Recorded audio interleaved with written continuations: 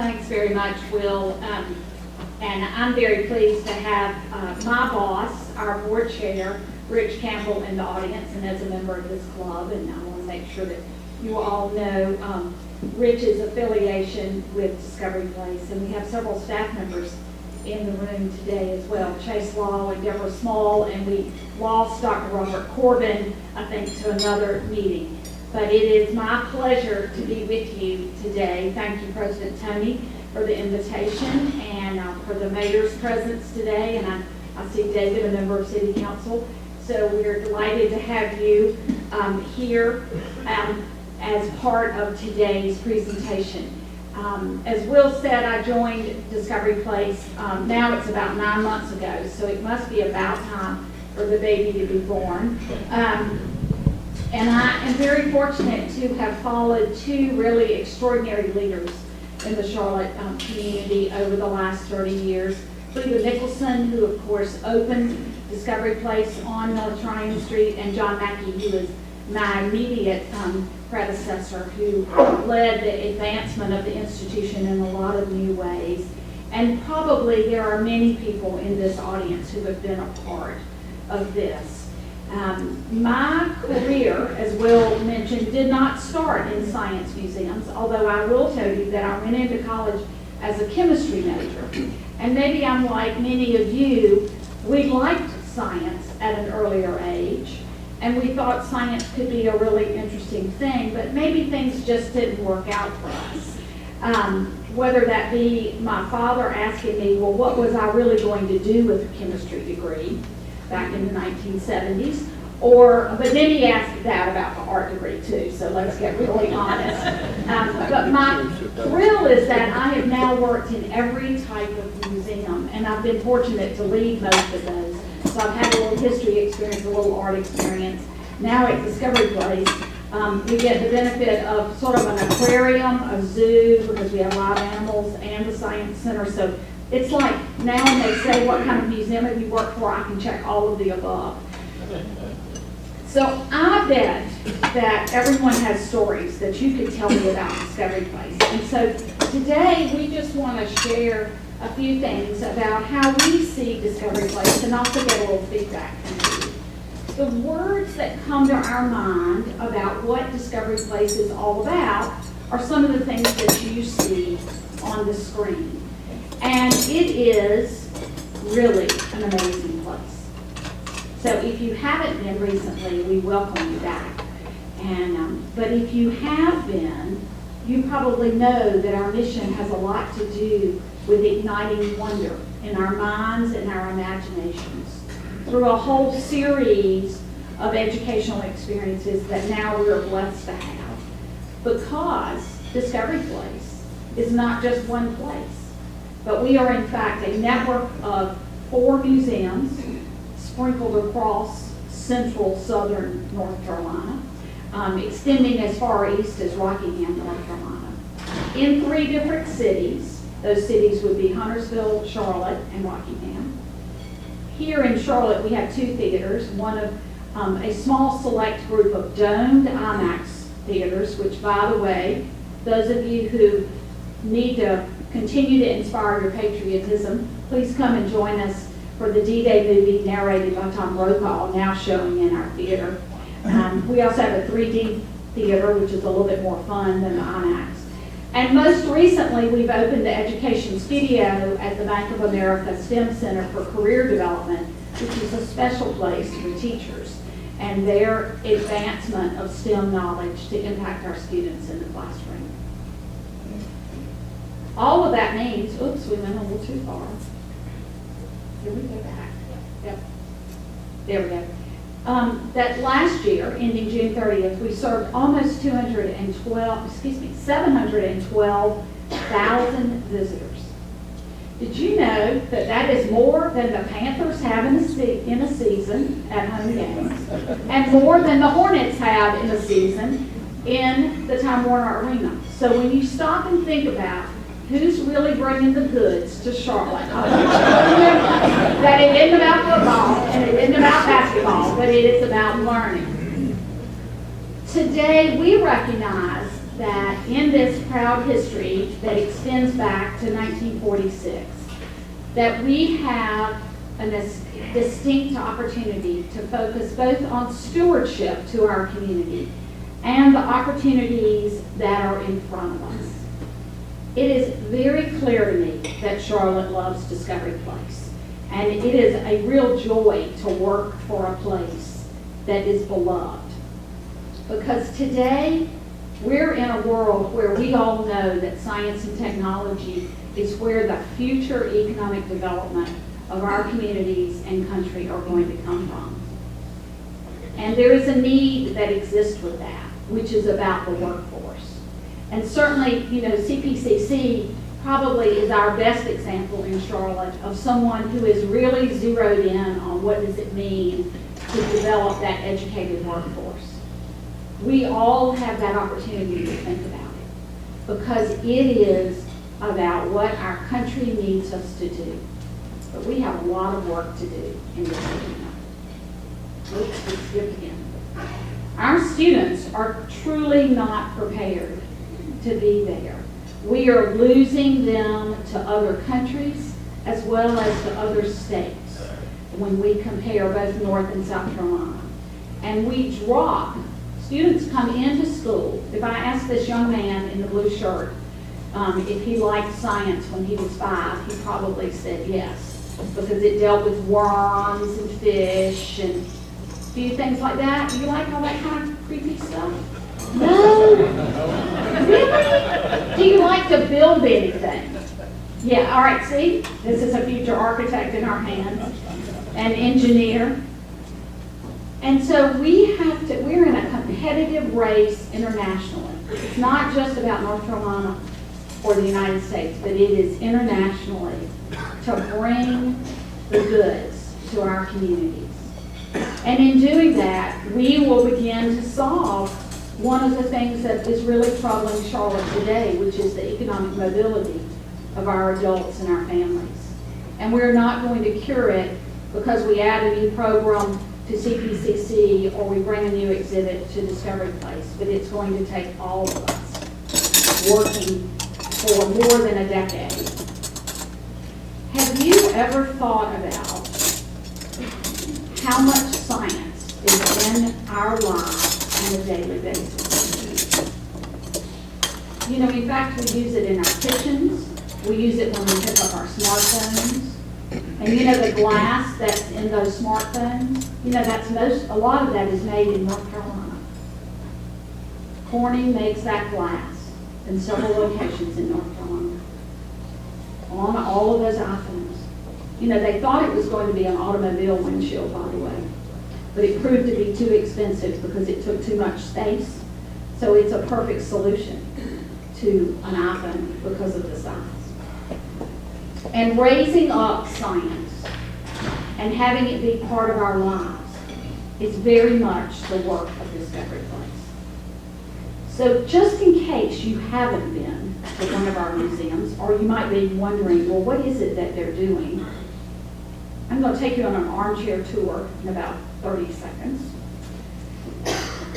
So in just off of Freedom Park, near Sterling Drive, and the Greenway. Our story started 68 years ago, you might think I'm dyslexic, with a public school teacher and a small cottage. It was actually a house before we moved into what became the Nature Museum. We know it today. It opened in 1951. How many of you grew up with the Nature Museum? Yeah, there we go. That's right.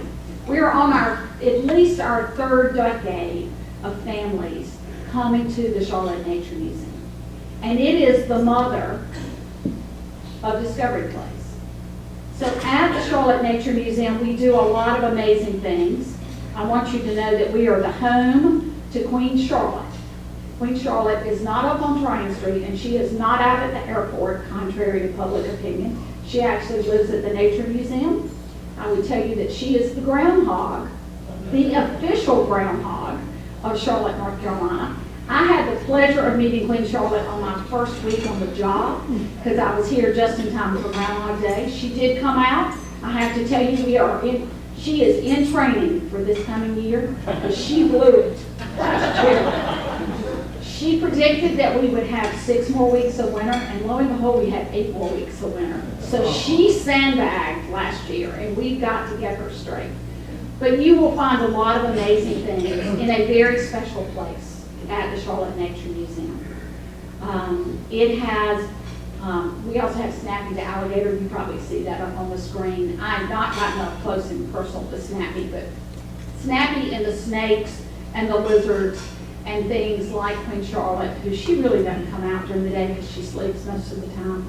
But there is an amazing experience outdoors at the Charlotte Nature Museum. If you've not seen it, I encourage you to come.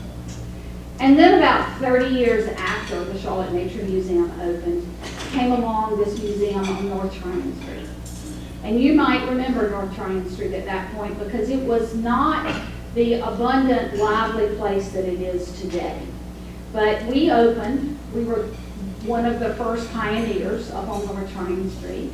And since that time, we have added on to ourselves 3 or 4 times, which now includes those 2 theaters that we talked about, a major exhibition space, a parking garage, which is one of my favorite things, because it is really nice to have dedicated parking. And most recently, the education studio. This institution is one of the top science centers in the world. Not just in North Carolina, not just in the Carolinas, but one of the top science centers anywhere you see. We have expanded our programming to include outreach that goes across 3 states in terms of delivering science into the classroom. And we have become very recently known as the place for social learning for adults. There's this thing called Science on the Rocks on the 3rd Friday of every month.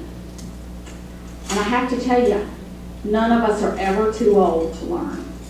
Because Science on the Rocks combines a few adult beverages with a lot of fun things. And the very first one, back in July, we had 2,222 people who came in the doors of Discovery Place in 3 hours on a Friday evening. By the way, our fire code occupancy is 2,600 people. So we were watching that closely that night. But the line to experience a virtual reality thing called Oculus Rift was longer than the line for the bar. But I do want you to know that alcohol and science learning goes hand in hand in an adult-only environment, and we continue to do that and believe that it's a really powerful thing for our community. So we want you to come. You might say, well, is this just for 20 and 30-something-year-olds? And there are a lot of them, but there are a lot of those people in Charlotte anyway, if you haven't noticed that. We have 6 decades of adults who come to Science on the Rocks, so we hope you will come out and see us. This coming week, not this Friday, but next Friday, it's about years and beers, and there's a lot of local beer in Charlotte, so we're going to bring it all out for you. More recently, my predecessor and the team that I inherited at Discovery Place said, we need to serve this broadening Charlotte community. And they embarked on a plan, we embarked on a plan, to develop children's museums as a way to develop audiences for Discovery Place. The first of those opened in Huntersville, North Carolina in 2010. We opened the second one in Rockingham, and we are continuing to work on where children's museums might best serve our communities. As you heard from my bio, I came from a children's museum that does science. Now I lead a science center that has children's museums. I think it's kind of like a blended marriage, but it is the most amazing space to bring a child up into the world of learning and to knit together communities. And that's exactly what we're doing with the Children's Museum experiences. Now, you might think it takes a lot to make all this work, and it certainly does. And I want to just help you understand how we operate as a business, because as a nonprofit corporation, it does take people and money to make this magic work. We operate on an annual basis with a budget of about $12 million. The most important thing for us to get right every year is our relationship with our communities, because from that relationship, more than a third of our budget comes from contributions, government, and memberships. The second most important thing is that people love to come visit us, because admissions is a major component of what it takes to make Discovery Place happen. If you stop and think, in the last 5 years, our audience has grown by a third. Now, we know what happened in the last 5 years, right? It's not been the most economically vibrant time, and it means that our work has become even more essential as an affordable option for families and schools to learn than ever before. In fact, our economic impact on this region on an annual basis exceeds $50 million. So it might also warrant you to think that it takes a lot to make this place run, and fortunately, this total number is a little less than that other total number. So that's a good thing, because we do aspire to operate in the black. The majority of our money gets invested in our core mission of education, exhibitions, films, and the availability of our facilities and our customer service to carry it out. And so this is an important thing for you to know, that it goes right back into the delivery of our mission. This comes at a time where the environment is changing. In the last 5 years, and this is a concern of ours, the last 5 years, our state money has been cut by more than 60%. And our Arts and Science Council money, which funds a lot of museums in this community, has been cut by 35%. Those are danger signs, because it begins to affect our ability to serve the breadth of the economic scale of families and schools. In fact, more than 30,000 students who used to be able to come to Discovery Place on scholarship now no longer are funded to be able to come. And that is a real challenge for us. We have a young man who recently told us his story about his field trip. He's a young fellow who's now in the 8th grade. His family lives out near the intersection of South Boulevard and Tavola. They are Latino, and he came to Discovery Place on a 6th grade field trip sponsored by the Arts and Science Council. And there he discovered that the reason he liked to draw buildings was because he understood what architecture was all about with the architecture exhibit that we have. And he suddenly saw value in working hard in math and science classes, because it could help him become an architect. He'd never had that experience in the classroom, and he certainly had never had that experience in his family setting. But for the first time, he saw true value in understanding why it is that he liked this thing, and it is encouraging him to work harder to move forward. So when we think about what it happens and how it happens for us to be able to be what I call magnetic, and by the way, you haven't met my magnet, but she came to Charlotte with me, because when I thought about coming into an institution that is as beloved as Discovery Place, with the challenges and the opportunities in the second decade of the 21st century, I knew that we needed to become more magnetic. So we have a real opportunity in front of us. I've been doing a listening tour for the last 9 months, and so today, I guess, supposedly I'm supposed to know something, because y'all are the first really big audience that I've spoken with since I got here. I've had a lot of small audiences, but mostly we've been listening. And we want to impact the community in some new and different ways. You heard me mention we're going to continue to reach across this region and think about how both our outreach programs and our children's museum products can better serve our audiences. We want to welcome new audiences to Discovery Place, and particularly those who might not have been able to afford to come previously. That includes working with English language learners, those who are not native English speakers, and it includes providing scholarships and access for teachers in strengthening their instruction in STEM. We've also got a lot going on with facilities. There is a North Tryon Street Master Plan, which we are a big part of, and we're studying the Charlotte Nature Museum. The Charlotte Nature Museum has not had a facelift in almost 25 years. It gets a little paint and patching and that kind of thing, and we blow the leaves, or the county blows the leaves.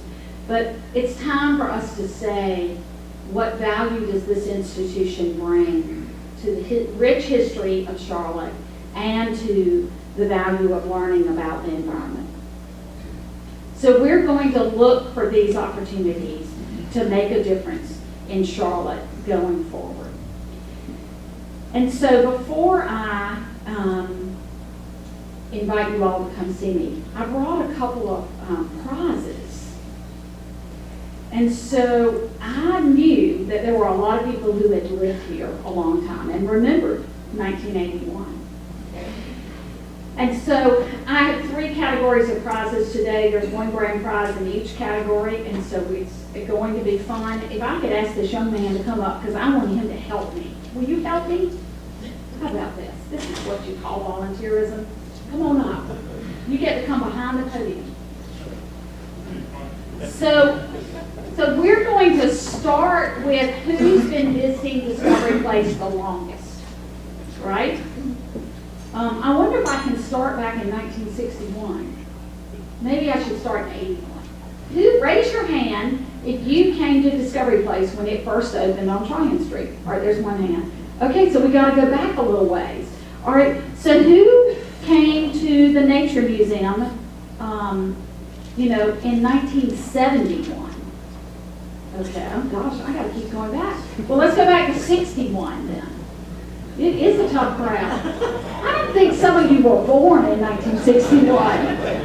Okay, let's go back to 1956. Now we're getting more serious. Okay, the number's dropping. Oh boy. All right, so we're going back to 1951. Anybody remember coming to the Nature Museum in 1951? Okay.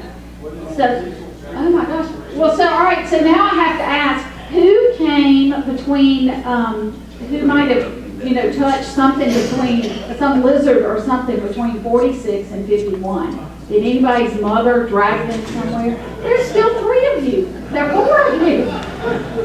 Okay, I really did not anticipate this. At least not. So let me ask this. Would any of you like to give your prize to my helper? Yeah, okay. So now we're going to go into the future. I am looking for the person who has the youngest child in the room. Does anyone have a child under 2? Under 2. Under 1, we have one that's on its way. Under 1. All right, we're still down to. Okay, negative. All right, yours is already out of the womb, right? Okay, how old is your child? 9 months. You take him one of those. We got some prizes for you. And let me tell you, there's stuff that you'll enjoy in that bag too. So the last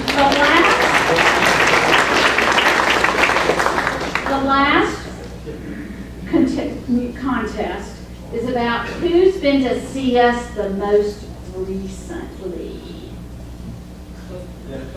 Sunday. All right, can anybody beat him? Sunday. That was what? 2 days ago. 2 days ago. Did you go see the film? Yes. Good. Happy to hear that. All right. I think Sunday going once, Sunday going twice. Congratulations. You have the last.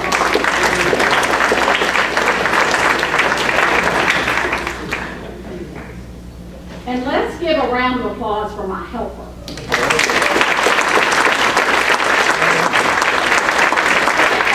You got to come get your prize.